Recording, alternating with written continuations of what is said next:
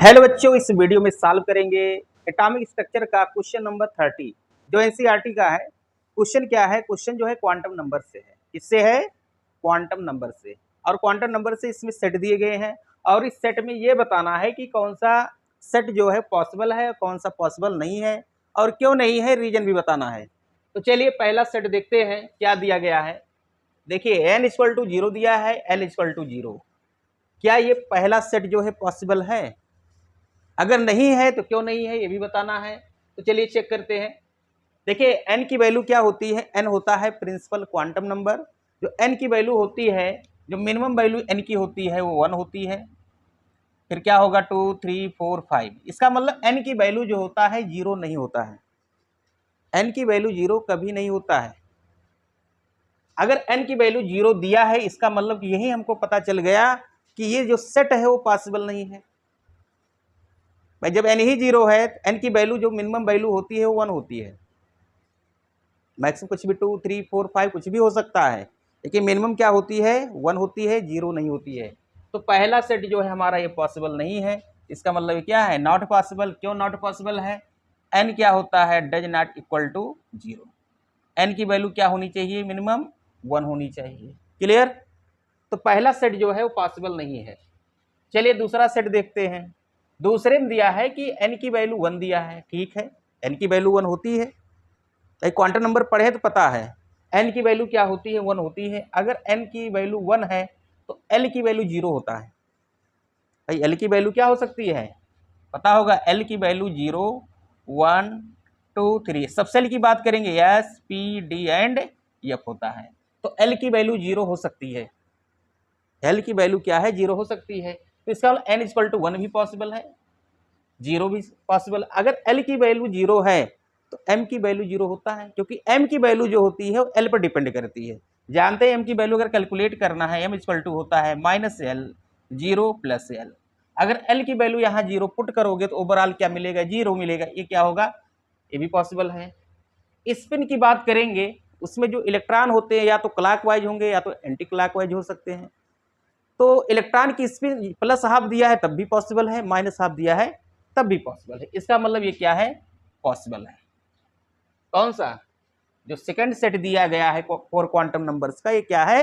Possible है। Clear? Third देखते हैं। n की वैल्यू क्या है? 1 है। n की वैल्यू क्या है? 1 है।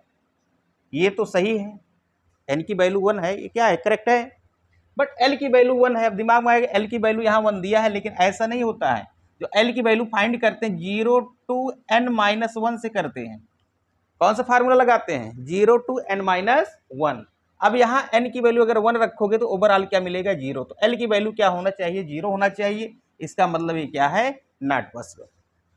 अगर l 1 है, l क्या है? 1 है, तो n1 नहीं हो सकता है। अगर n2 है तभी l1 हो सकता है। इसका मतलब है कि अगर n की वैल्यू 1 दिया है, भाई n की वैल्यू क्या दिया है?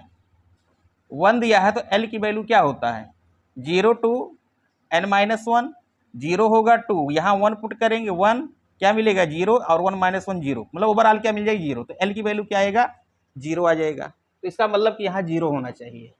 l की वैल्यू क्या होना चाहिए? 0 होना चाहिए। इसका मतलब पॉसिबल नहीं है। अब यही पता चल गया l की वैल्यू 1 है, तो इसका मतलब ये सेट जो हमारा है ये इनकरेक्ट है। इसका मतलब क्या होगा? ये पॉसिबल नहीं होगा।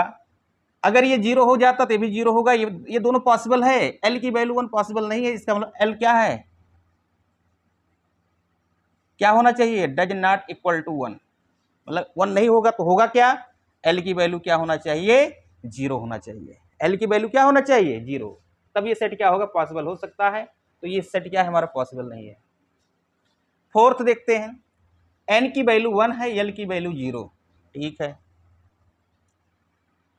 और मैग्नेटिक क्वांटम नंबर जो m की वैल्यू है +1।